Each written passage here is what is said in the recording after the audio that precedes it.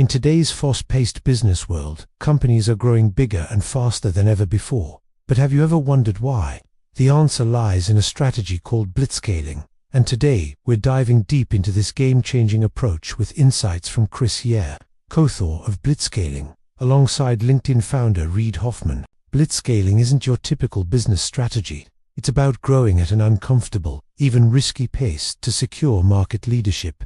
You won't find this in any business school textbook, because traditional teaching focuses on efficiency, not speed. Take OpenAI, for example.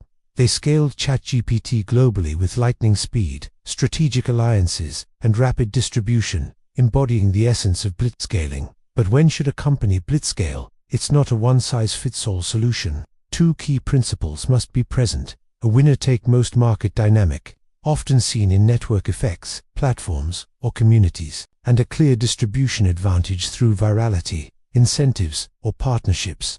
Without these conditions, blitzscaling simply won't work. Of course, this strategy comes with significant risks.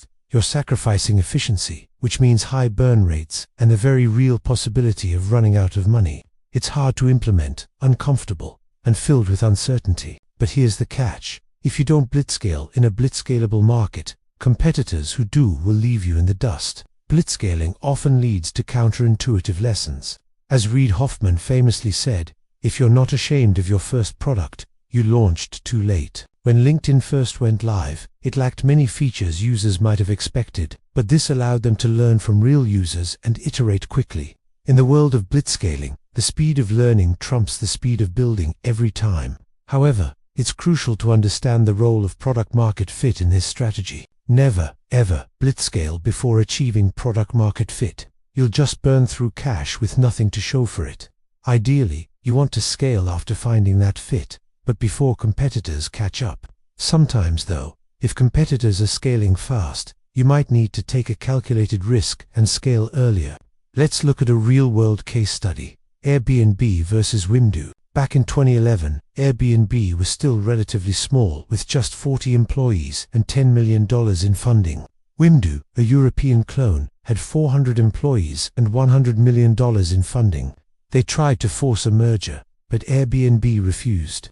Instead, they raised more money and blitzscaled into Europe. The result: Wimdu went bankrupt, and Airbnb became the global leader we know today. One of the key principles of blitzscaling is to do things that don't scale, at least at first. Building infrastructure too early is often a waste, because markets and products change so rapidly.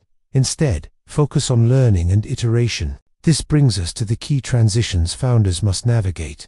They need to evolve from individual contributors to managers to executives. Communication shifts from dialogue to broadcasting as the team grows from a handful to thousands. The culture transforms from a scrappy pirate mentality to a more structured Navy approach. It's important to remember that blitzscaling is a temporary phase. Products can't grow forever. Even Facebook plateaued at around 3 billion users. Smart companies move to new S-curves, like Apple transitioning from iPod to iPhone and beyond. Twitter serves as a cautionary tale, continuing to hire aggressively even after growth plateaued, leading to significant waste. The macro context also plays a crucial role in blitzscaling. Scaling during a boom is very different from scaling during a recession. In downturns, talent is often cheaper, and competition retreats, creating unique opportunities. However, fundraising becomes more challenging, so strategies must adapt accordingly. As we look to the future, the intersection of blitzscaling and AI is particularly exciting.